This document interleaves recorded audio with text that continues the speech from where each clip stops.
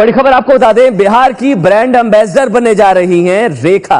राज्यसभा सांसद और अभिनेत्री रेखा, बिहार पर्यटन विभाग ने इसकी जानकारी दी और इसकी तैयारी की है।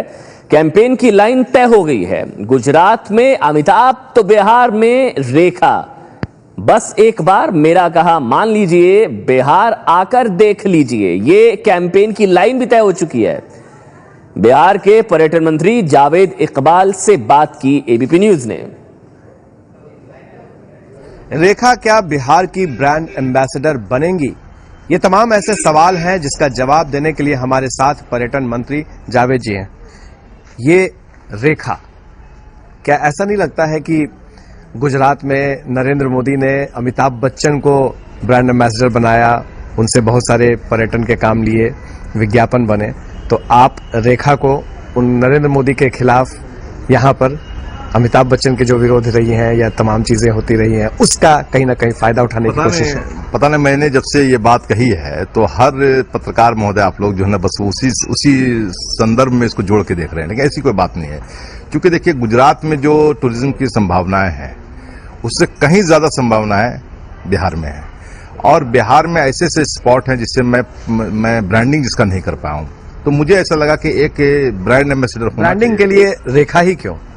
हाँ, अब ये तो हर आदमी का अपना अपना पसंद होता है। क्योंकि मैंने व्यक्तिगत मेरी ऐसी फीलिंग थी, समझो मेरी ऐसी फीलिंग थी कि एक ऐसे अदाकारा को मुझे लाया जाए, समझे, या कोई ऐसे अदाकार को तो जो कि जिसको पूरे हिंदुस्तान और पूरी दुनिया जानता हो, समझे।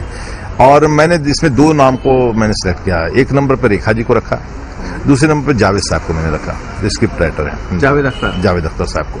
तो इनफैक्ट मैं सही बता रहा हूँ कि मैं इन दोनों से भी कांटेक्ट नहीं किया हूँ। मैंने ये अपना विजन दिया डिपार्टमेंट को, मैं ऐसा करने जा रहा हूँ, मैं ऐसा करना चाहता हूँ, समझे।